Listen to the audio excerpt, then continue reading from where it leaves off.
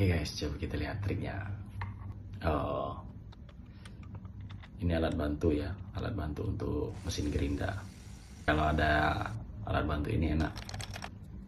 Kalau kita mau ganti kepalanya itu untuk ini untuk ngamplas. Nah, ini diganti pakai mata bor. Ya, fungsinya sama untuk ngamplas.